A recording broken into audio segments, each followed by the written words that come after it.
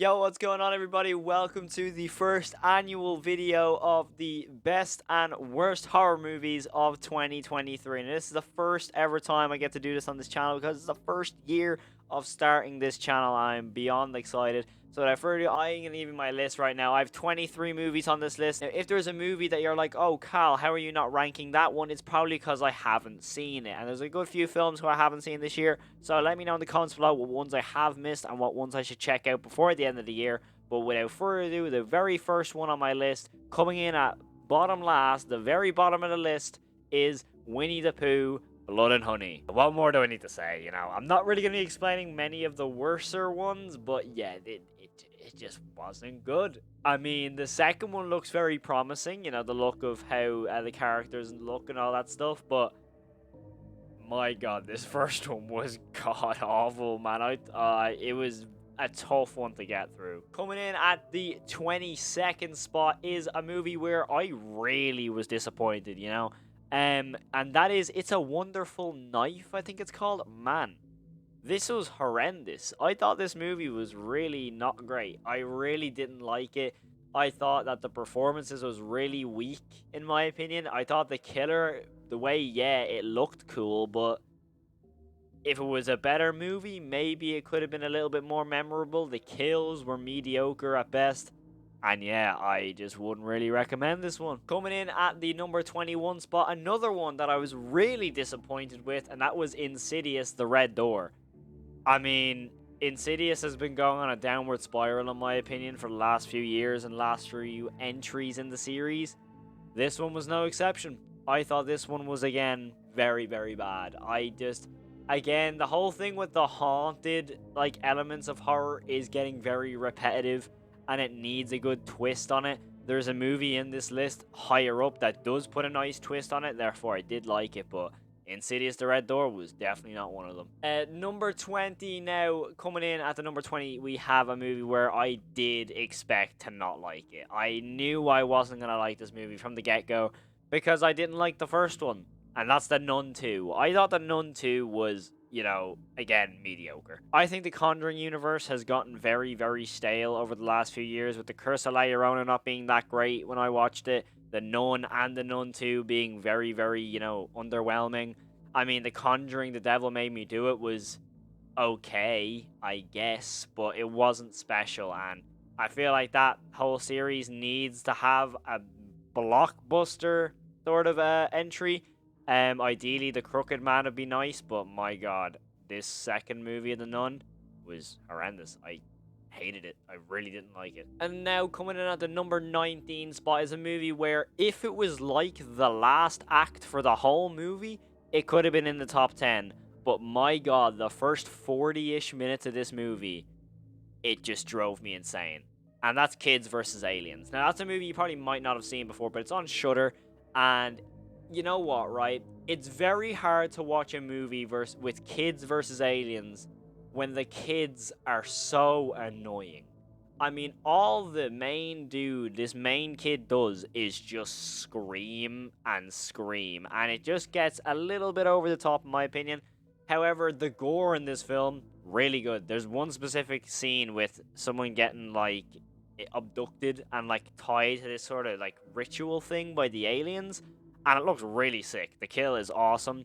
However, the look of the aliens looks like someone you just, you know, you go and get an alien suit out of, you know, the costume store down the road. It looks like, honestly, I think the GTA green and purple alien suits look better than these, in my opinion. And, like, they're kind of just like this the whole movie. This is what the aliens are like. Yes, that's exactly what the aliens are like. I'm not even kidding. Coming in at number 18 spot is a movie that drove me insane. Exorcist Believer. Why? Why? Talking about this movie just annoys me. Just purely talking about this movie annoys me. What was this? Why? Why, Blumhouse? Why? I hope the next two don't come out after this one. Why? Why did this happen? Like, I don't get how you can screw up an Exorcist movie this badly. Why are we bringing in Regan and all back into it? Like, it doesn't need everything nowadays with horror icons doesn't need to be a sequel to the very original movie. It doesn't. It doesn't. Halloween 2018 done it great. Halloween Kills and Halloween Ends threw everything great out the window, in my opinion. And The Exorcist Believer is the exact same. So please, whoever remakes Friday the 13th or whoever remakes A Nightmare on Elm Street, please don't make it a sequel to the original. Just do something good and somewhat new to the series of horror. Please. Now, number 17 coming in on this list is a movie where it was kind of just there. It was okay. Too long for my liking. I mean, it was kind of just there, and that's Beau is Afraid. I mean, Joaquin Phoenix gives a great performance. I'll say that. But obviously, this is made with the same director as Midsommar and Hereditary, so I went in with high expectations. They weren't really fulfilled. They weren't really fulfilled. I'm not gonna lie. I mean, you know, this movie's just there a little bit too long, a little bit too dragged on, and just a little bit too boring. It's kind of one of them movies where you kind of have to watch it twice. We don't want to watch it twice to understand it, you know? It's one of them. And coming in at number 16 is VHS 85. Now, the VHS series is, I've somewhat enjoyed some of them. This one was just kind of mid, like, again, just kind of there, you know? Now, from number 15 to number 13, these movies are where they're kind of just mid, they're there. But from 12 onwards is where it gets, you know, actual good movies that I thoroughly enjoyed. At number 15, we have Hell House LLC Carmichael Manor. Now, this, for me, it gave me Paranormal Activity vibes for the whole way it's filmed. I mean, it was okay. It was on Shudder, that's where I watched it. And again, it was kind of just one of them movies where I kind of just forgot about it. Like, I watched it, it was okay, you know, I had a fun time, I guess, and it was kind of just like, oh yeah, I remember watching that film, yeah. It was kind of like this. Yeah, dude, you remember when you watched that, like, Carmichael movie Manor thing? Like, remember that movie that came out? Oh, yeah. Actually, kind of forgot I watched that. Now at number 14, we have got the Dollar Store Chucky. We have got Megan. My god, is the PG-13 movie really bad. The PG-13 version of this movie, oh my god, it's infuriating. I hate it. I hate the PG-13 rating version of this film. However, I watched the uncut version, like the so-called gory version. It's just a normal movie. There's not much gore to it. Like, it's just kind of, oh, wow, someone got cut up. Nice one. Mid. So coming in at number 13, we've got Infinity Pool. Now this one, you know, I'm just a huge fan of Mia Goth. I think with Pearl X, this film as well, she gives a great performance, you know, and I'm beyond excited for Maxine. However, this film, again, was just kind of there. It was just kind of mid. It was one of them films where I'm like, okay, again, just kind of forgot about it, I guess. And so now at number 12, this is where it gets up into the quality type films for me. And kick it off very strongly, we've got No One Will Save You. Now this film, I am actually furious that this didn't go to theaters. I think I would have enjoyed this so much more, and it would have been so much higher up on my list if I did go to see it in cinemas. Because the barely any dialogue is so cool, and I find that when it's done right, it's really, really well done, especially in this film is one of those experiences.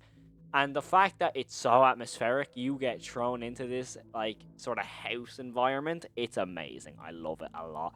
And for me, it's just a really fun movie. It's very action-packed. It's, again, very atmospheric. And for those who know me, I love atmospheric horror. That's one of my favorite parts. There's a movie towards the top 6 or top 7 that is, like, one of the best atmospheric horrors I've ever seen. So when it comes to atmospheric horror, this film nails it. And I would highly recommend going to watch it wherever you can. I think it's on streaming. Hulu, I think, is where I watched it, if I remember correctly. So, yeah, awesome movie. Now we've got a film at number 11. We've got a film where I'm like, okay, it's not, in my opinion, a horror film, but it's definitely a thriller.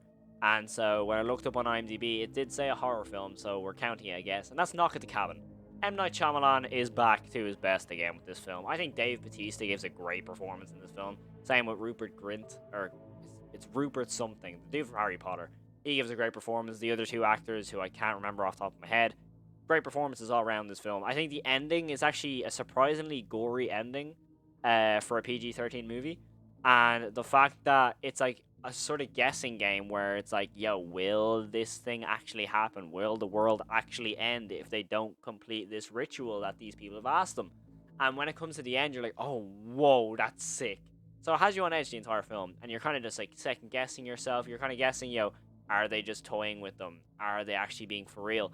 And when you're like, it's actually just a massive guessing game, and I loved it. I had a lot of fun. Apparently, it's based on a book. I haven't read the book. Apparently, the book's really good.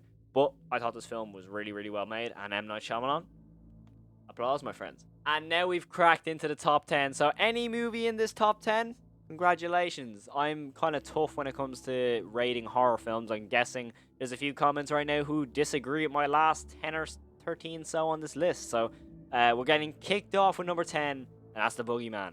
I really enjoyed this film. I thought the first 2 minutes of this film kicked you off really, really well. The fact that they already unalived a younger person. That's how we'll put it. I think this film is really, really cool. I think the fact that the dude who plays Polka Dot Man is in it for like a solid 10 minutes. It's kind of crazy because like it's one of them things where this is the main character, right? He's a famous actor. I've seen him in the DC and stuff like that as Polka Dot Man. You're like, okay, here's our main character. Then that happens. You're like, oh, whoa. And it throws everything completely out the window. And when those sort of surprises come around, it's like, yo, okay, this film's not afraid to just off anyone. And that's where it got exciting for me. And I would highly recommend going to watch The Boogeyman because it's amazing. I really, really enjoyed it. Again, atmospheric horror. Perfect. Now, coming in at number 9, we've got Cobweb. Now, I saw a lot of people putting this in the top 5 of this year. Not for me. I mean, when it comes to my top 3, there is a very biased pick in there. You'll probably already know what it is at this stage.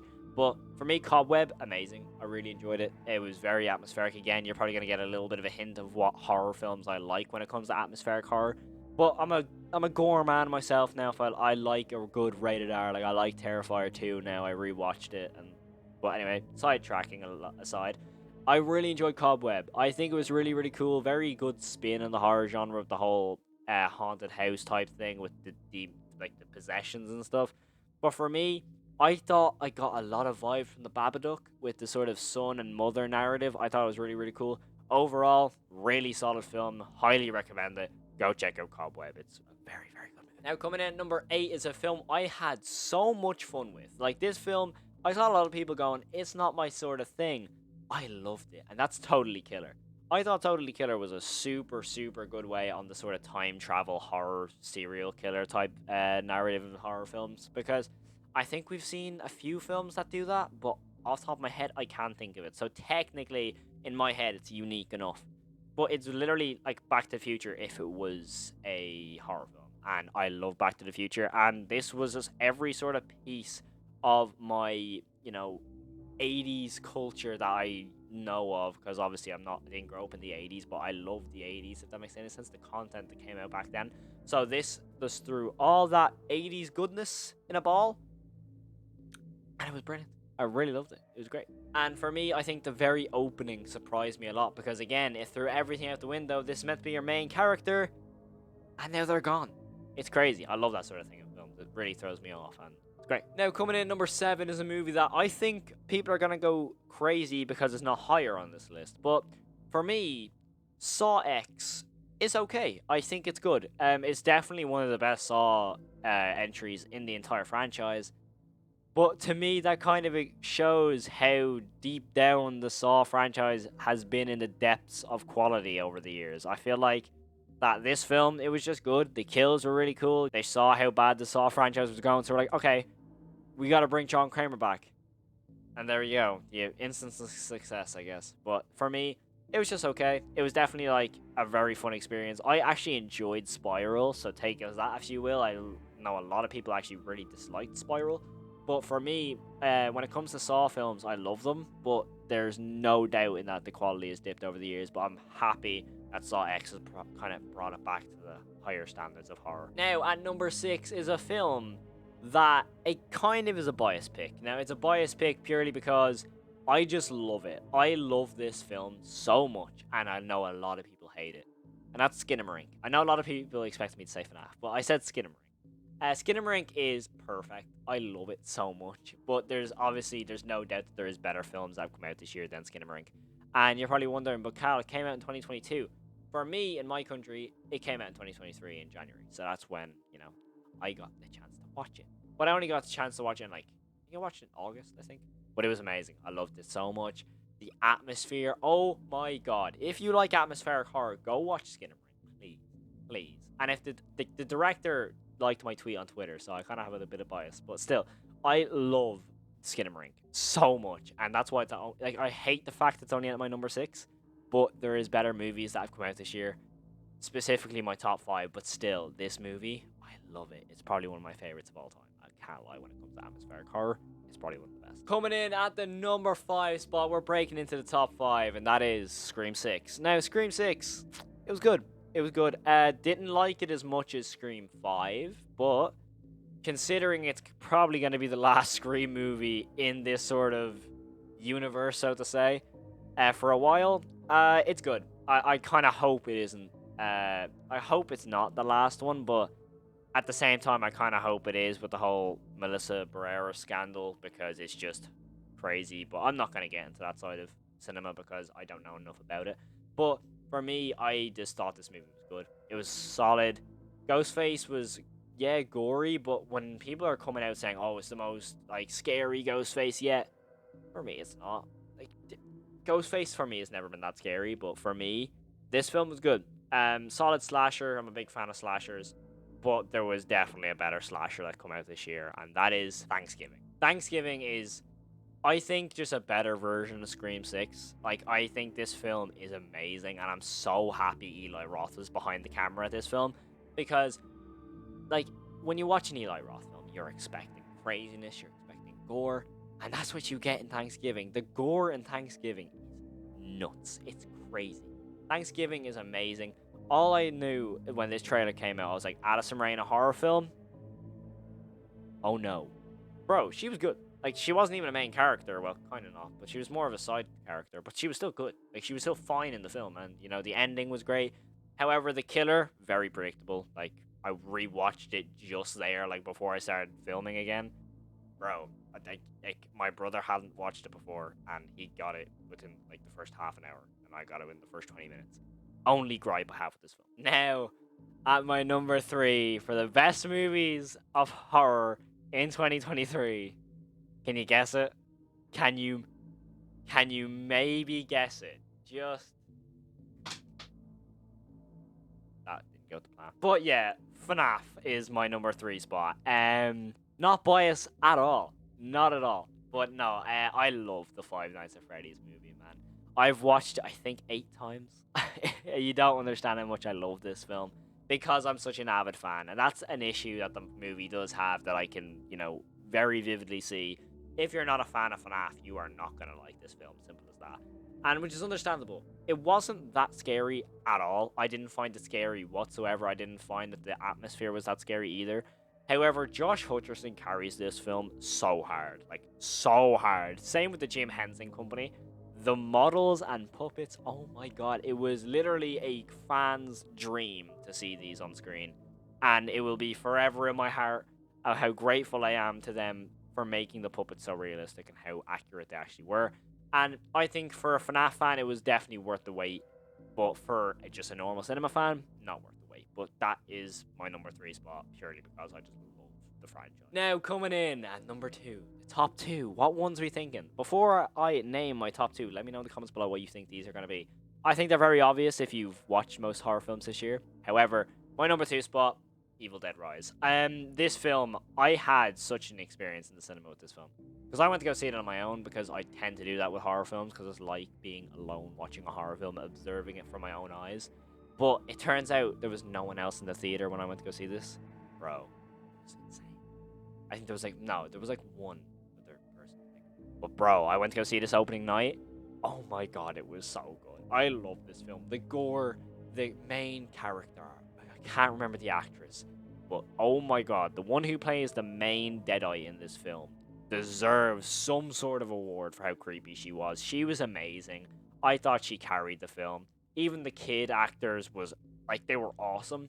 And then the fact that you didn't actually know what was going to happen. It was another one of them films where anything can genuinely happen in this film, because you don't know if they're going to have the balls to off certain characters, and you're like, oh my god, they just off that character. I thought they were off the mark. I thought they were fine. I thought they were given the clear. But no, they're gone, and you're like, oh my god. And I love the fact that they had the balls to do that, and that's why, in my opinion, this movie's so much better than a lot of people say. But man, this was easily one of the best of 2023, and it came out so early, and it just held that number 2 spot probably the entire year. And then number 1 came out, my number 1 spot. Oh my god, I love this film so much, and that's Talk to Me, bro. You're telling me YouTubers made this film? The Raka Raka, I've watched them for years, and I went into this film. Okay, it looks good. It'll probably be all right. I was mesmerized for all 90 minutes or however long this film actually is. This movie, it's on Netflix right now. You can literally, after you watch this video, leave a like, subscribe, and turn on notification bell. You can turn on Netflix and go watch Talk to Me. And I would not recommend it enough, bro. Go watch this film. I'm telling you, you are going to have a blast. Even the subtle gore they have in this film is really, really good. And the main aspect of gore, the one that makes it rated R, the one scene is nuts. You don't expect it. And it's amazing, bro. Please, go support Raka Raka.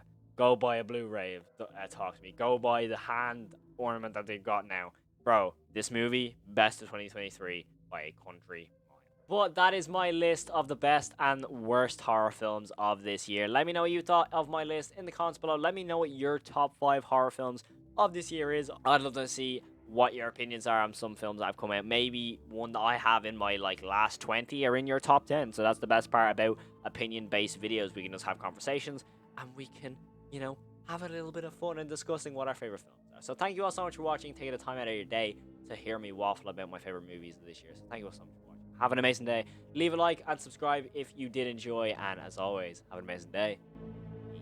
First shot of this episode. Tammy picks this house. Oh, what about that one? Now, if you ask me, that is the, worst house you can pick. It has wallpaper on the outside.